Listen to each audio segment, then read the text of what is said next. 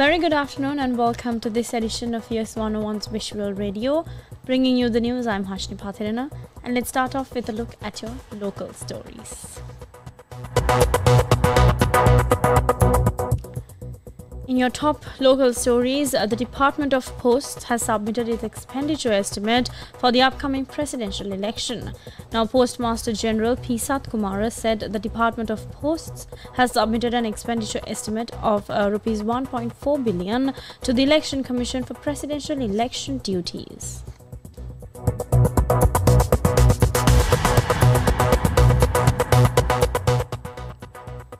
In more local news, the Department of Government Printing has officially begun preliminary printing operations in preparation for the upcoming presidential election. Government printer Ganga Kalpani Liyanage said the initiation of various printing tasks, including model printing, currently are underway at the facility. Ganga Kalpani Liyanage added that the police officers have been deployed to provide necessary security at the government press. The government printer said that proactive steps will also be taken to secure funding from the Election Commission to support ongoing and upcoming printing requirements.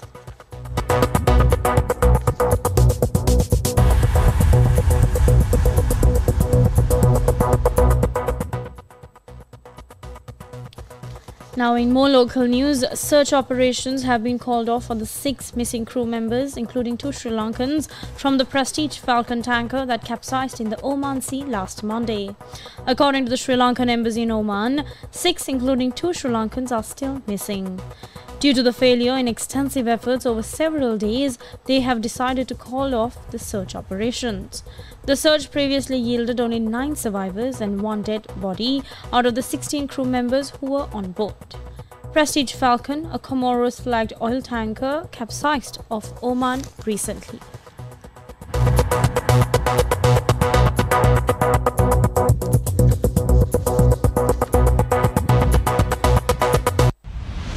International news. And now taking a look at your international news for this hour. According to Chinese state media, continued heavy rainfall from tropical storm Gaimi triggered flash floods in northeast China on the border with North Korea and brought railway disruptions and landslides to other parts of the country. State broadcaster CCTV said 2 officials went missing during flood rescue efforts, citing city authorities. And more than 27,000 people in northeast China were evacuated and hundreds of factories suspended operations. Cyclonic winds from Gaimi, downgraded from a typhoon, had mostly dissipated by today, but many parts of China remained under alert for flooding risks caused by earlier rains. The most powerful storm to hit the country this year lashed towns in coastal Fujian province on Friday with heavy rains and strong winds as it began its trek from the southeastern coast into the populous interior. Jilin province, bordering North Korea, issued upgraded warnings for heavy rains and flash floods this morning. Linjiang authorities shut schools, factories and businesses today, warning that major flash floods disasters may occur. Gaimi, which killed dozens as it swept through Taiwan and worsened seasonal rains in the Philippines, has affected almost 630,000 people in Fujian, with almost half of them being relocated.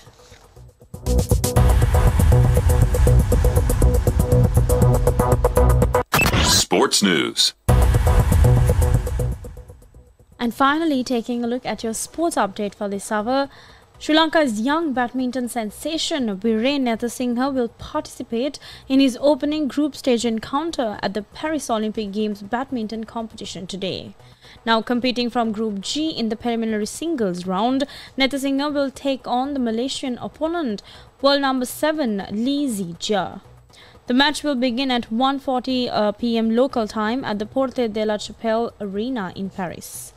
Now, this match will be a crucial test for world number 70 ranked Nathasinghe, who is the youngest badminton player to directly qualify for the Paris Games.